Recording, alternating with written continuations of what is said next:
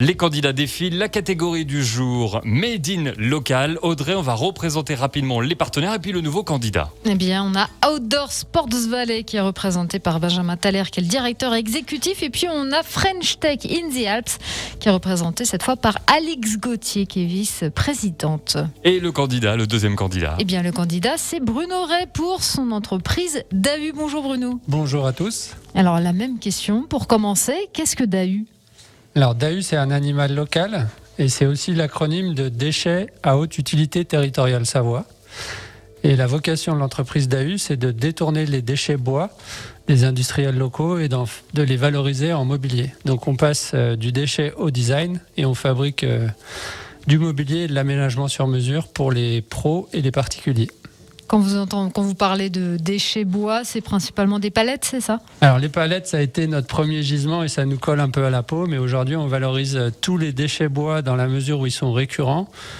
Des partenaires qui veulent bien nous les confier, parce qu'en fait la vocation de DAU, c'est vraiment de détourner ces déchets bois et de prolonger la durée de vie de ces matières pour limiter l'impact de nos partenaires. Et les palettes, ça a été un gisement qui nous a permis d'amorcer l'activité. Mais aujourd'hui, on capte plein d'autres matières bois qui sont utilisées par nos partenaires. On a Mobalpa qui nous donne des panneaux de mélaminés. On a NTN SNR qui nous donne les palettes. On prend des planches de coffrage auprès d'autres industriels qui sont dans la vallée de l'Arve. Et du coup, avec tous ces déchets, mon collègue Christian fabrique les différents produits issus de notre atelier.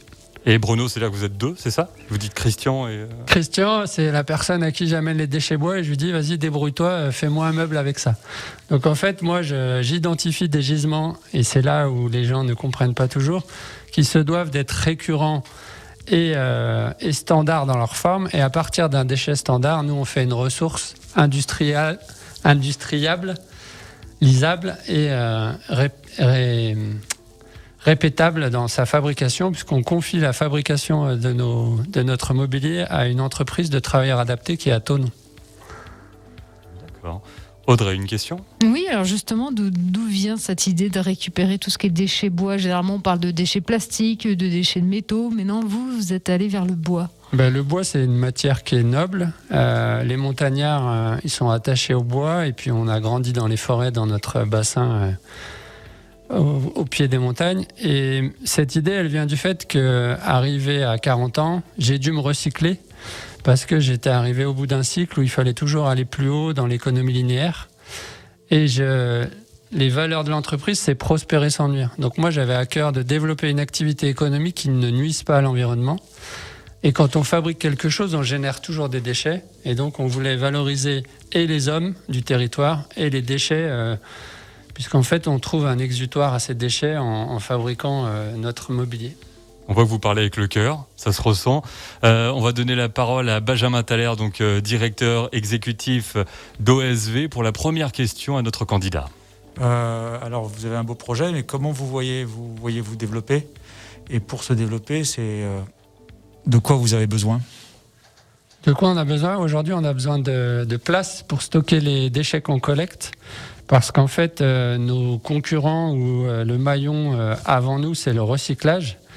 Le recyclage, ils ont des gros moyens logistiques. Nous, aujourd'hui, quand on contracte avec un partenaire industriel, on capte une partie et une petite partie d'un déchet qu'on a sélectionné précautionneusement pour après l'upcycler. Parce que le cyclage, c'est prendre une palette et en faire un bureau. Et vous imaginez que pour faire ça, il y a des étapes. Quand le recyclage, ça consiste souvent à broyer la palette pour en faire du bois énergie. Donc la phase de stockage dans le recyclage, elle est sous-estimée. En fait, il nous faut du stockage pour stocker les matières et non pas les déchets. Et après, les valoriser, les commercialiser, les transformer. Donc en fait, c'est toute cette partie-là logistique qui va être déterminante dans notre activité future. On a une autre question également pour vous, Bruno. C'est Alix Gauthier, vice-présidente de la French Tech in the Alps, qui va vous la poser d'ailleurs. Alors, on a entendu comment French Cabane, l'autre lauréat, était né finalement de la crise sanitaire. Moi, j'avais aussi envie de savoir comment ça vous a impacté, cette crise du Covid, depuis mars 2020. La crise du Covid, c'était un coup d'arrêt à beaucoup d'activités économiques, notamment dans la vallée de l'Arve et le décolletage.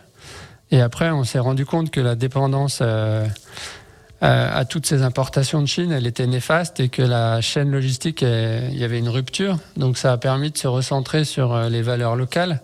Après, c'est sûr que les gens qui voulaient faire des espaces de coworking avec les jauges, les espaces de confidentialité, il y avait un frein à acheter du mobilier pour aménager des grands espaces.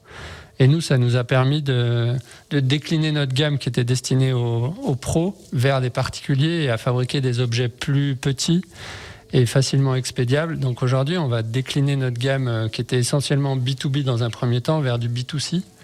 Et on voudrait être un petit peu l'IKEA de l'upcycling, donc livrer des petits objets décoratifs type étagère que les gens peuvent monter chez eux avec toute la démarche vertueuse qu'il y a derrière. Alix, une deuxième question, allez-y. Oui, j'ai envie d'en savoir plus sur votre équipe. Qui sont les DAU ? Les DAU, au départ, c'est 2 personnes.